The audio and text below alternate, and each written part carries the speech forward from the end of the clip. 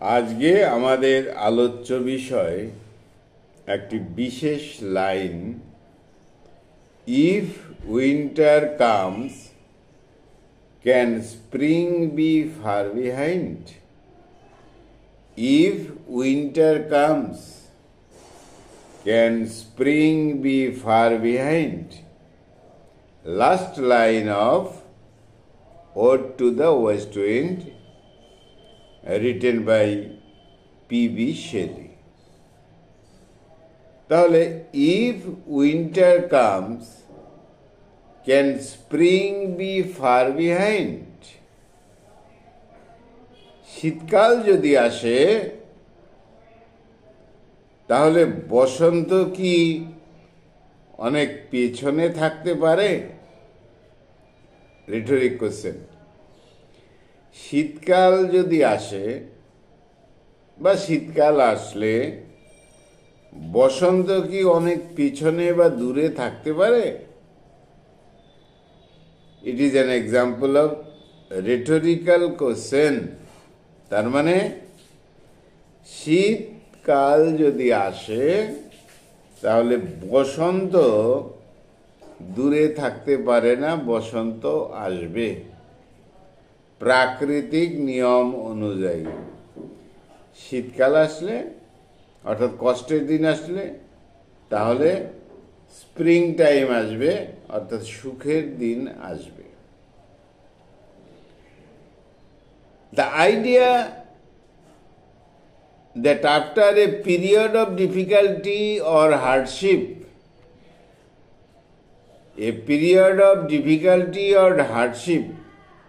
কষ্টের দিন যদি আসে, better times are sure to come. কষ্টের দিন যদি আসে, শীতকাল যদি আসে, তাহলে কষ্টের দিনের পরে সাইক্লিক অর্ডারে কষ্টের দিনের পরে সুখের দিন আসবে। শীতকাল যদি আসে তাহলে বসন্তকাল আসবে। এই লাইনটা হাইলাইটস করেছে একটা সাইক্লিক অর্ডার অফ নেচার, প্রকৃতির।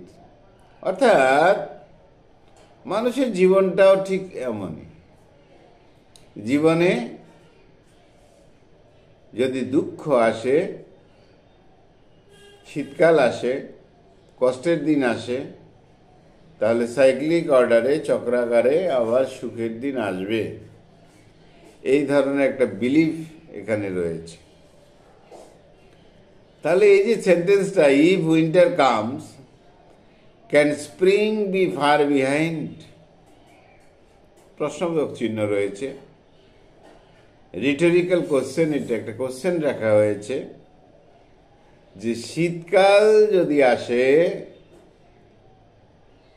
বসন্ত কি অনেক দূরে বা আসবে না এমন কিছু?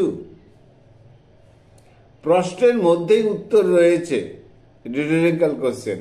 অর্থাৎ শীতকাল যদি আসে, কষ্টের দিন যদি আসে, তাহলে বসন্তকাল আসবে, সুখের দিন আসবে। তাহলে বলা হলো this is the last line of Ode to the West Wind. Ode to the West উইন্ডের লাস্ট লাইন হলো এই ইম্পর্টেন্ট লাইনটা। এই কবিতাটা লেখা হয়েছিল 1819 পাবলিশ করা হয়েছিল 1820। তাহলে এই কবিতাটা লেখা হয়েছিল in Cascine wood near Florence in Italy. সময়কাল 1819, পাবলিশ করা হয়েছে 1820। এটা টাইপটা হলো লিরিক ওড, হোরেশিয়ান ওড। 70 লাইনের এই কবিতা, স্ট্যানজা 5। অর্থাৎ এই ওড টু ওয়েস্ট উইন্ডের মধ্যে বিশেষ ব্যাপারটা হলো যে এই যে ওয়েস্ট উইন্ড, এই যে পশ্চিমা ঝড়, এই যে কালবৈশাখী ঝড়, এই যে ওয়েস্ট উইন্ড, এই ঝড় ডেস্ট্রয়ারের কাজ করে, অপরদিকে প্রিজার্ভারের কাজ করে। কোনো ঝড় ধ্বংসও করে কিছু, আবার ঝড়ের পর নতুন করে কিছু সৃষ্টিও হয়। অর্থাৎ এ হোপ অফ নিউ ওয়ার্ল্ড এই কবিতার মধ্যে রয়েছে। একটা নতুন আশা, নতুন পৃথিবীর চিন্তা রয়েছে। একটা বিবলিক্যাল বিলিফ রয়েছে of regeneration, A biblical belief of regeneration, পুনরায়। অর্থাৎ এই কবিতার মধ্যে একটা মেসেজ রয়েছে, give the room to the new কামার্স, নতুনদের প্রতি জায়গা, নতুনদের জায়গা দাও। অর্থাৎ পুরনোকে ধ্বংস হোক, পুরানোকে ধ্বংস করে দাও। হে ঝড়, তুমি পুরানো সমাজের বা মানুষের মনে যে জিনিসটা রয়েছে, খারাপ জিনিস রয়েছে, তা ধ্বংস করে দাও আর নতুনকে আহ্বান করো। এটা হলো এই কবিতার মূল বিষয়।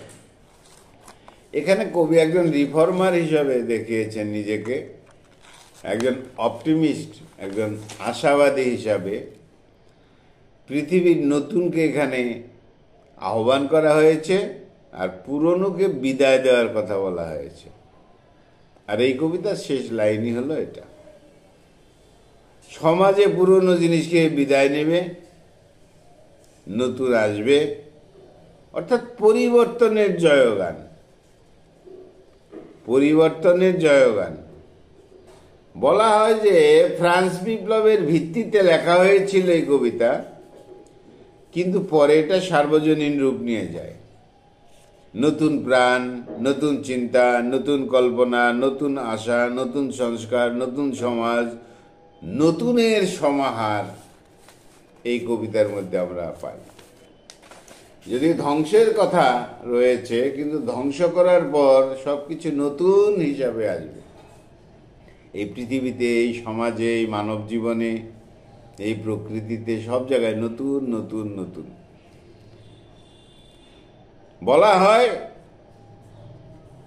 এই কবিতাটিকে, এই ওডটিকে the lyric of lyrics, the lyric of lyrics, ক্রিটিক্সরা বলেছেন দ্য লিরিক অফ লিরিক্স।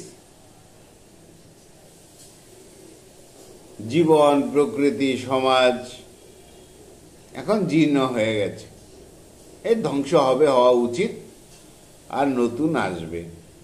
অতএব পরিবর্তনের দরকার রয়েছে, আর এটা সাইক্লিক অর্ডারেই হবে। এখন শীত আছে, বসন্ত আসবে। এখন দুঃখ কষ্ট আছে, সুখ আসবে। অর্থাৎ শক্তি ও ক্ষমতার দ্বারা পরিবর্তন করা সম্ভব। কোনো পরিবর্তন যদি হতে হয়, তাহলে শক্তি বা ক্ষমতার দরকার রয়েছে। আর সেই ক্ষমতা, সেই শক্তি রয়েছে কার কাছে? ওয়েস্ট উইন্ডের কাছে, পশ্চিমা ঝড়ের কাছে, কালবৈশাখীর কাছে।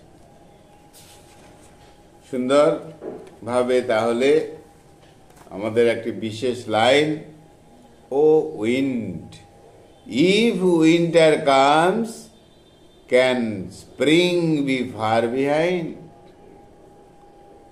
যদি শীত আসে, তাহলে বসন্ত কি না এসে থাকতে পারে? তার মানে আসবে। Last line